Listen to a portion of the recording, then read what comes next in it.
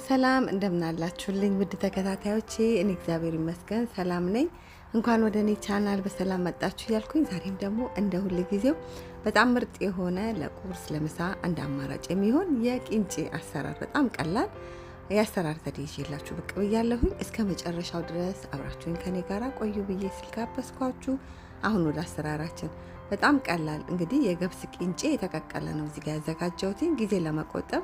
ቀደም ብሎ የተለያዩ ቂንጬ የሰራኋቸው ላይ ቂንጬውን አቀቃቀሉን ሁሉ ነገር አሳይቻለሁ። እዛ ላይ ገብታችሁ ማየት ትችላላችሁ። የተቀቀለ ቂንጬ፣ ሽንኩርትና ቲማቲም፣ ሌሎች ግብአቶችን ደግሞ እየሰራን ቅደም ተከተሉን የምናየው ይሆናል ማለት ነው። እንደ ሁሉ ጊዜው መጀመሪያ መጥበሻ ላይ ጥቂት ዘይት እንጨምራለን። ዘይታችን ትንሽ ሞቅ እንዳለለን ከትፈን ያዘጋጀነውን ሽንኩርት እንጨምራለን።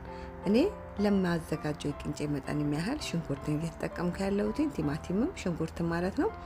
በዛ ያለ ካደረገን በዛ አድርገን መጠቀም እንችላለን ማለት ነው። ከዛ ትንሽ ሽንኩርታችን እንደዚህ ጠበስ እያለልን እየጠበስ ነው። ከዛ ምን እንዳደርጋለን ወዲያውኑ ነጭ ሽንኩርት እንጨምርበታለን። ቀይ ሽንኩርቱ ጠበስ ከጠበስ ነው በኋላ ማለት ነው። በጣም በአጭር ደቂቃ ወዲያው ነው የሚደርሰው።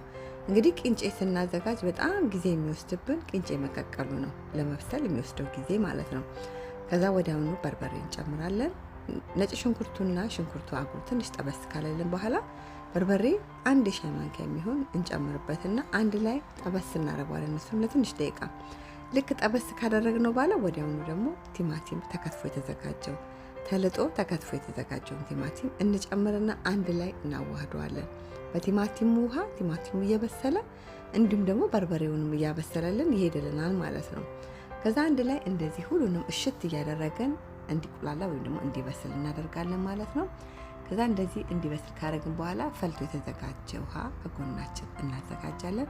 ጠብ እናደርግና አንድ ላይ በደንብ እንዲቁላላ እንደገና እንዲበስል እናደርገዋለን ማለት ነው።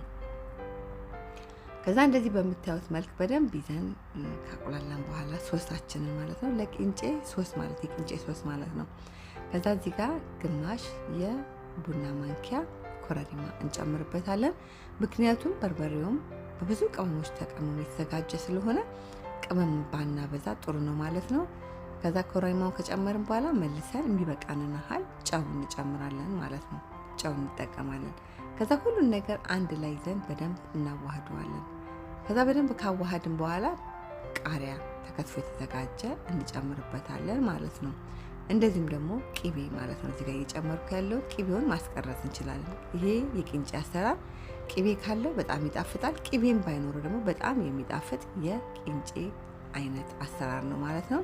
ከዛ ወዲያውኑ ሁሉ ነገር ግብአቶች ጨምረን ከጨረስን በኋላ ተቀቅሎ የተዘጋጀውን የገብስ ቂንጬ እንጨምርና ከሶሳችን ጋር አንድ ላይ አብረን በደንብ እናዋህደዋለን ማለት ነው።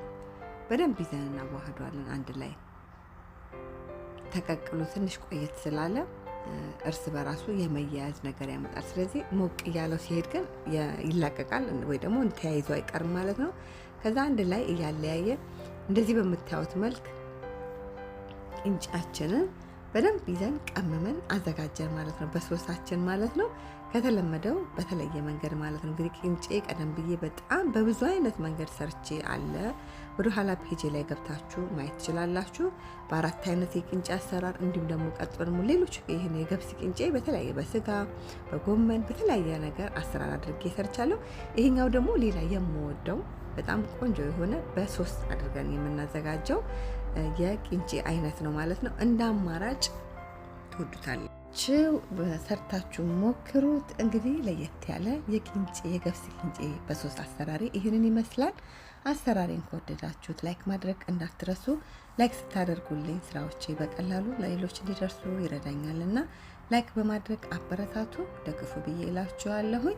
ለኔ ቻናል አዲስ ከሆናችሁ ደግሞ ቻናሉን ሰብስክራይብ፣ ሼር፣ ላይክ፣ ኮሜንት በማድረግ ቤተሰብ ሁኑ፣ አበረታቱ።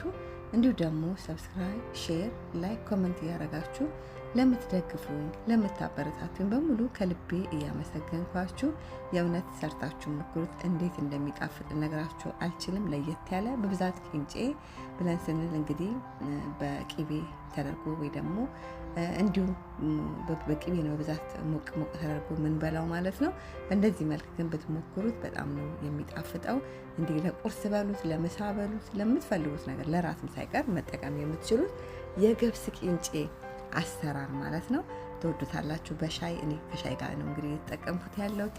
ብንፈልግ ሻው ማስቀረት እንችላለን። ለየት ያለ በድጋሚ የገብስ ቂንጬ በሶስት አሰራሪ ይሄንን ይመስላል። አሰራሬን ከወደዳችሁት ላይክ ማድረግ እንዳትረሱ። እግዚአብሔር ቢፈቅድ ብንኖር በሌላ ደግሞ በአዲስ ስራ እስከማገኛችሁ በያላችሁበት ሰላም ኑልኝ። እግዚአብሔር ከእናንተ ጋር ይሁን።